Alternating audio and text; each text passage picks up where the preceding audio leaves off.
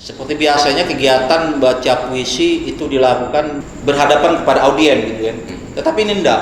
Si pembaca puisi silakan untuk mencari di mana sisi nyaman yang dia akan baca puisi.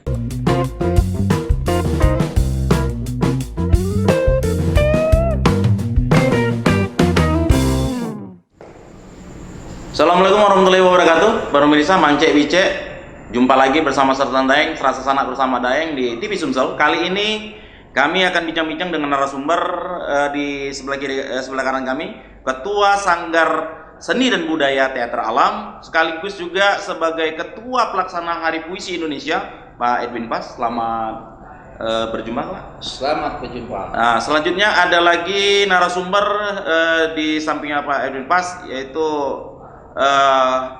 Yudi Abdullah selaku sekretaris pelaksana Hari Puisi Indonesia. Beliau ini juga tercatat sebagai jurnalis di Antara kalau nggak salah ya. Baik, kita langsung menuju ke Pak Edwin. Pak Edwin, kenapa kok biasanya kan kalau Hari Puisi itu ya kita membaca puisi biasalah ya seperti itu. Tapi kok ini ada suasana yang berbeda kayaknya dilakukan di Museum Pahlawan Nasional Mayor Jenderal Akagani. Ini mungkin bisa dijelaskan Pak Edwin? Ya sebenarnya kayak ini,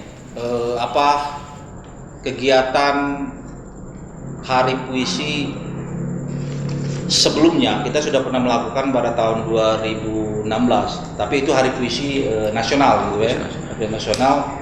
Kegiatan-kegiatan baca puisi gitu, kegiatan baca puisi seperti pada umumnya dilakukan pada waktu itu di Galeri Taman Budaya Sriwijaya Jakabaring. Nah, di tahun 2020 ini sebenarnya ini kan sesuatu gagasan-gagasan yang boleh dikatakan gagasan konsepnya gitu ya. Konsepnya adalah konsep-konsep yang yang dirancang tidak seperti pada biasanya gitu. Tidak lazim lah itu. Ya, artinya kayak gimana yang dimaksud tidak seperti biasanya. Seperti biasanya kegiatan baca puisi itu dilakukan di suatu tempat yang berhadapan kepada audien gitu kan. Tetapi ini enggak.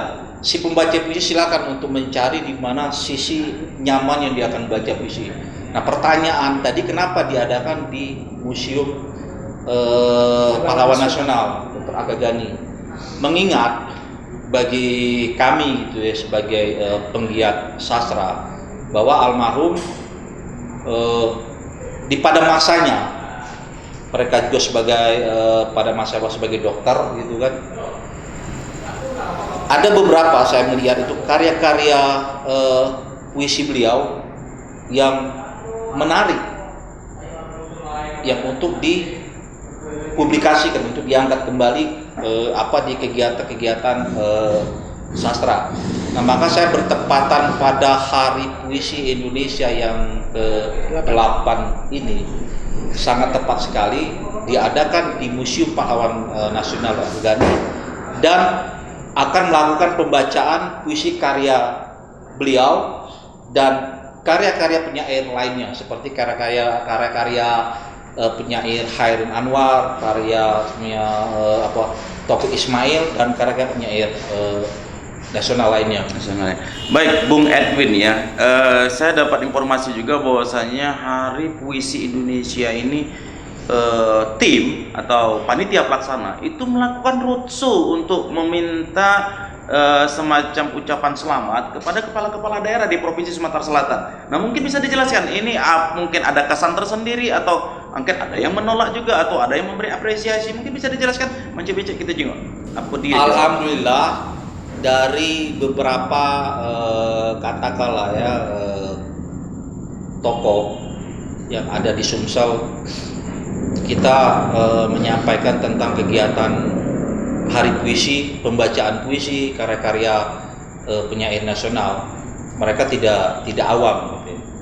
Artinya bahwa mengenal Hairun Anwar, seorang penyair, itu di semua kalangan orang tahu.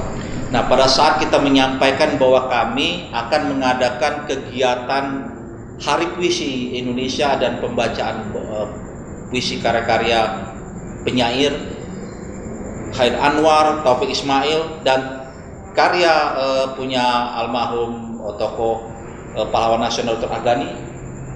Kami minta testimoni untuk ucapan selamat Hari Puisi Indonesia yang ke-8.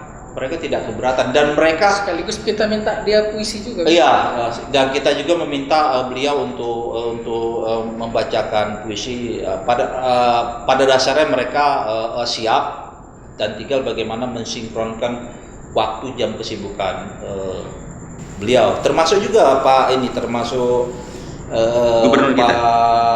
Bukan Pak Ratu Dewa, Oh, Ratu Dewa, selaku Sekda Kota Palembang. Dia sudah membacakan puisi dan dia juga siap untuk baca puisi, dan insya Allah kegiatan tanggal 9 Agustus kegiatan pembacaan puisi, beliau antusias dan akan hadir membacakan karya puisi. Nah, pemirsa TV Sumsel, sudah kita dengarkan tadi dari Bung Edwin bahwasanya memang Akagani ini, Mayor Jenderal Akagani ini bukan hanya sekedar seorang pahlawan yang pahlawan biasa, tapi di tengah dia mempertahankan kemerdekaan, beliau juga punya kesempatan untuk menulis puisi, menulis karya-karya sastra. Nah, mungkin kita beralih ke Bung Yudi. Bung Yudi, kira-kira nanti ketika acara besok berlangsung, acara di tanggal 9 Agustus, siapa-siapa saja yang rencananya akan membacakan puisi? Ketika kami melakukan roadshow ke beberapa pejabat pemerintah daerah di Sumatera Selatan dan anggota dewan, seperti yang kami temui, pertama Sekda Kota Palembang, Bapak Ratu Dewa. Randes Ratu Dewa. Terus berikutnya ke Bupati Banyuasin, Askolani ya. Bapak Askolani. Wakil Bupatinya juga Pak D. Slamet. Terus selanjutnya kami ketemu Wakil Ketua DPRD Provinsi Sumatera Selatan, Bapak Giri Ramanda M. Kimas. Terus selanjutnya juga kami ke Musi Banyuasin ketemu Wakil Bupati Bapak Beni Hernedi. Mereka ketika kita melakukan kunjungan ke tempat mereka, jika tidak ada halangan, mereka akan berpartisipasi untuk kegiatan kita di Museum Maijen Purnawirawan Dr. Akagani di Palembang ini.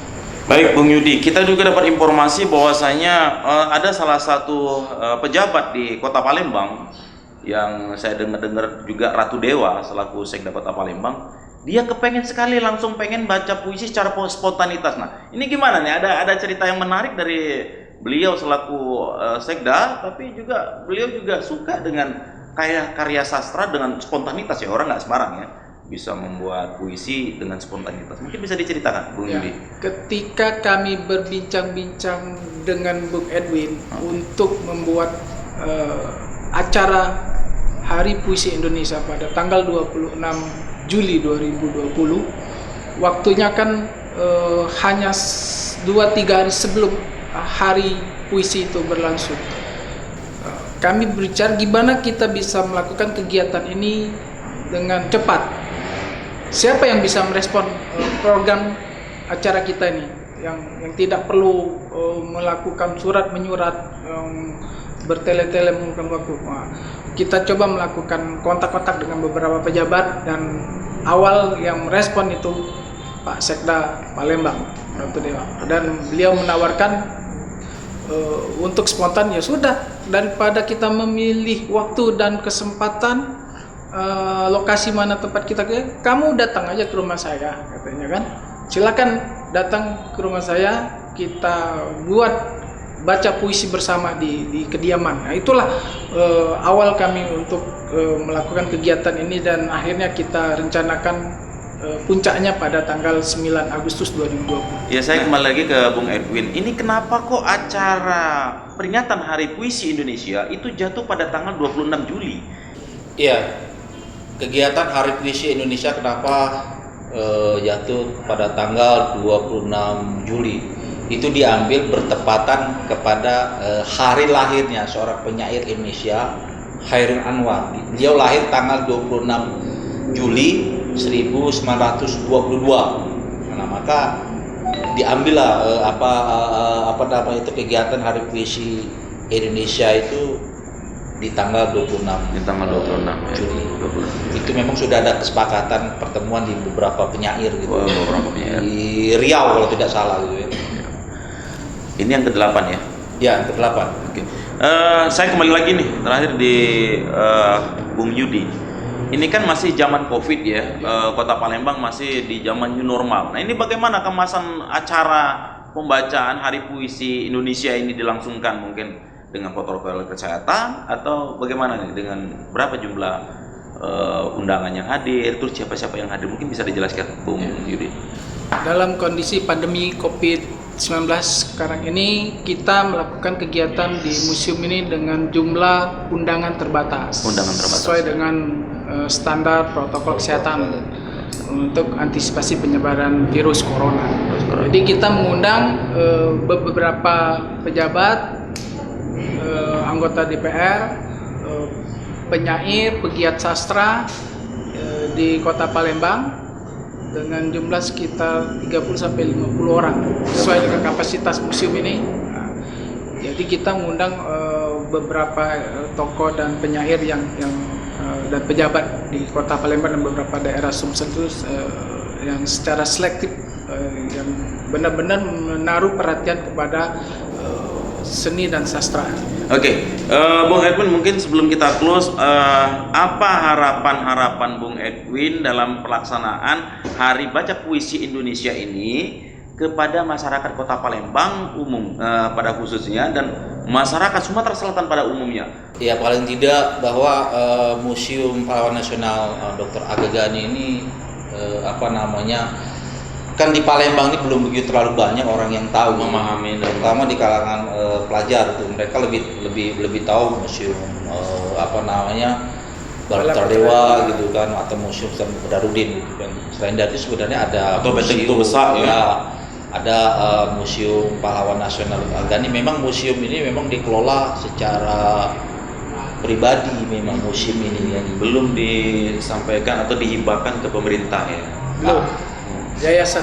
Ya, mungkin itu pihak dari yayasan yang bisa menjelaskan secara detail. Paling tidak bahwa kita mengadakan kegiatan di sini untuk Menarik perhatian. ya dari pertama di kalangan pelajar gitu, kalangan pelajaran bisa kunjungan di sini bahwa ada karya-karya buku-buku beliau gitu.